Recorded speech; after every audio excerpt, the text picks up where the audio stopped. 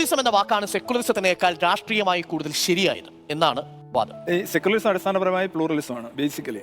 മതേതരത്വം എന്ന് പറയുമ്പോൾ എല്ലാ മതങ്ങളുടെയും സാന്നിധ്യവും സാധ്യതയും ഉറപ്പുവരുത്തപ്പെടുകയാണ്. അപ്പോൾ അതിനകത്ത് പ്രത്യേകിച്ച് പ്ലൂറലിസം എന്ന് പറയേണ്ട കാര്യമില്ല.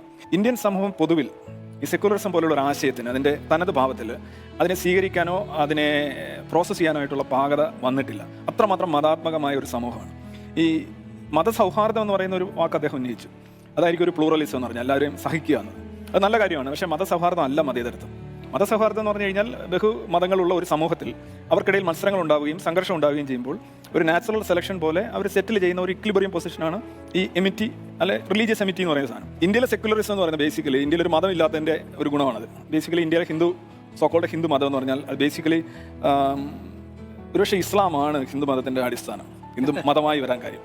കാരണം അതൊരു so scattered, so varied, cultural patterns ഉണ്ട്, ജാതികളുണ്ട്, നിരീശ്വരവാദികളുണ്ട്, ബൗദ്ധരുണ്ട്, ജൈനരുണ്ട്. അപ്പോൾ ഒരു മതം എന്നുള്ള ഭാവം ഇപ്പോൾ തന്നെ ഇന്ത്യയിൽ ഈ പോളറൈസേഷൻ സാധനം വരുന്നത് ഇപ്പോൾ ഒരു സെമറ്റിക് മതം വരണം. ക്രിസ്ത്യാനിറ്റി അത്ര സ്ട്രോങ് അല്ല, ഇസ്ലാം സ്ട്രോങ് ആണ്. ഇപ്പോൾ സ്വാഭാവികമായിട്ടും ഇപ്പോൾ നടക്കുന്ന രാഷ്ട്രീയം തന്നെ നോക്കുക, ഇസ്ലാം വിരുദ്ധത എന്നിപ്പോൾ നിങ്ങൾ രണ്ടുപേരും പറഞ്ഞു.